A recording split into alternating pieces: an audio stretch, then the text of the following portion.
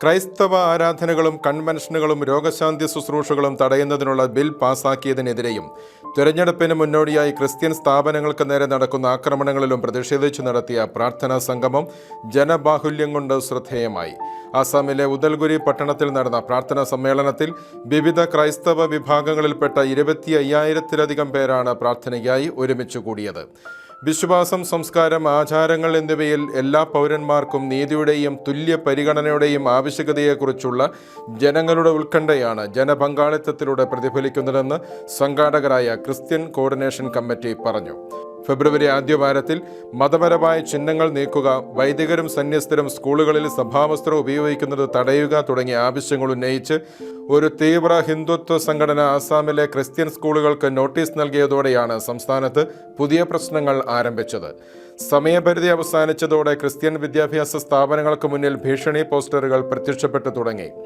6 പതിറ്റാണ്ട് മുൻപ് ആരംഭിച്ച ജോർഹട്ടിലെ കാർമൽ സ്കൂൾ ഉൾപ്പെടെ നിരവധി സ്കൂളുകളിൽ ഇത്തരം പോസ്റ്ററുകൾ പതിപ്പിച്ചിരുന്നു.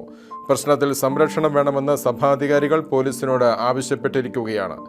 തെരഞ്ഞെടുപ്പ് മുന്നിൽ കണ്ടുള്ള ആസൂത്രിത പ്രവർത്തനങ്ങളാണിതെന്ന് സ്കൂൾ അധികൃതർ ആരോപിച്ചു. സമാനമായ സംഭവങ്ങൾ തുടരുന്ന സാഹചര്യത്തിലാണ് പ്രാർത്ഥനാ സമ്മേളനം നടത്തിയത്.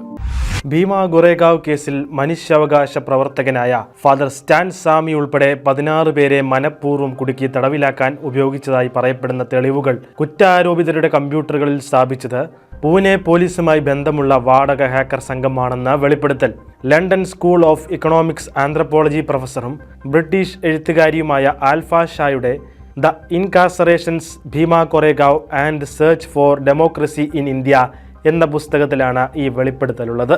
ഇന്ത്യ ആസ്ഥാനമായി പ്രവർത്തിക്കുന്നതും ലോകമെങ്ങും വേരുകളുള്ളതുമാണ് ഈ ഹാക്കർ സംഘം. വിദൂര നിയന്ത്രിത സംവിധാനം വഴിയാണ് കുറ്റാരോപിതരുടെ കമ്പ്യൂട്ടറുകളിൽ വ്യാജ തെളിവുകളടങ്ങിയ രേഖകൾ ഹാക്കർ സംഘം നിക്ഷേപിച്ചത്.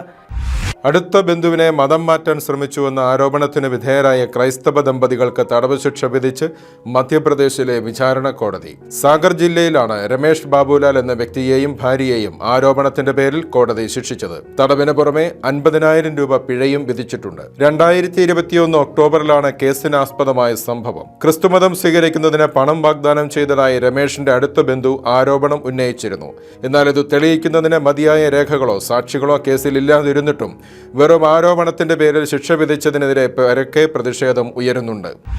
ഏതവസ്ഥയിലായാലും ജനങ്ങളുടെ ജീവനും സ്വത്തിനും സംരക്ഷണം നൽകേണ്ട രാജ്യത്തിന്റെ പ്രധാനപ്പെട്ട ഒരു വ്യക്തി അബോർഷൻ ക്ലിനിക് സന്ദർശിച്ച് സൗകര്യങ്ങൾ വിലയിരുത്തി എന്നത് അങ്ങേയറ്റം അപലപനീയമാണെന്ന് ബിഷപ്പ് മൈക്കൽ ബെർബിഡ്ജ്. രാജ്യത്തെ ഏറ്റവും വലിയ ഗർഭഛിദ്രദാതാക്കളായ പ്ലാന്റ് പേരന്റ്ഹുഡ് സന്ദർശിച്ച വൈസ് പ്രസിഡന്റ് കമല ഹാരിസിന്റെ പ്രവൃത്തിയോട് പ്രതികരിക്കുകയായിരുന്നു അമേരിക്കൻ ബിഷപ്സ് കോൺഫറൻസിന്റെ പ്രോ ലൈഫ് ആക്ടിവിറ്റീസ് ചെയർമാൻ കൂടിയായ ബിഷപ്പ് മൈക്കൽ.